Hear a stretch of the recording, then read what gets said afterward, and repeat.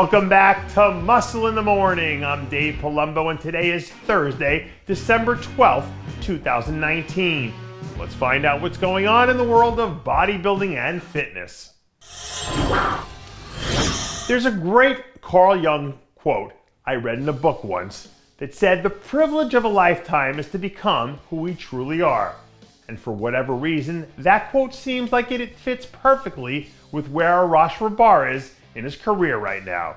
After not placing as well as he might have liked at the Olympia for the last 2 years, all of a sudden, he gets a win at the Legion Sports Fest, a few cards shuffle around the deck, and boom, now all of a sudden it looks like he might be poised to be a top 3 guy in the division again, which brings the entire story full circle. It's been a lifetime of dedication and sacrifice, and now we'll see if he can become who he truly is meant to be.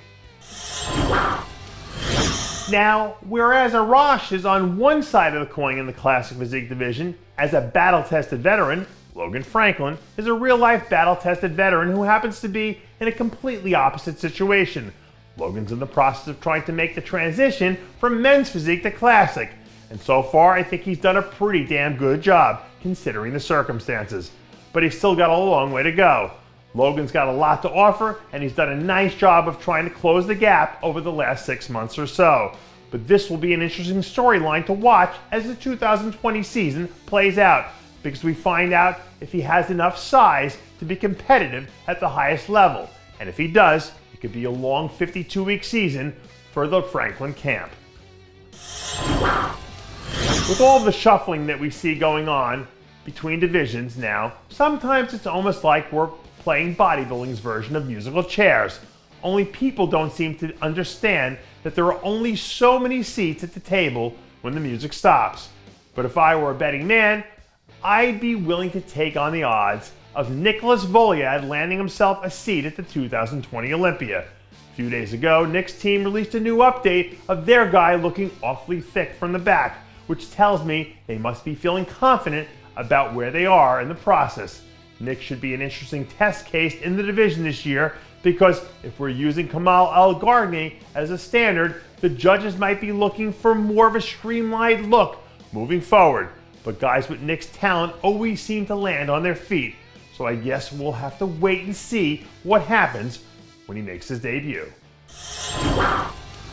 Back when I used to compete as a runner, there were some guys who you would see bouncing around, doing their thing before a race, and I would always say to myself, uh-oh, this guy's gonna be a good one.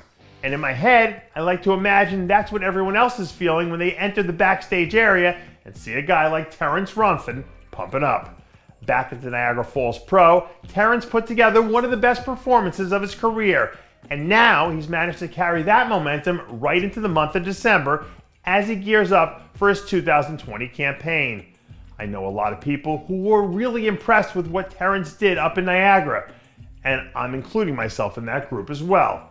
But even with that success, it'll still be curious to see how he stacks up against some of the bigger guys in the division, because I think that could be the rate limiting factor at some of these bigger shows.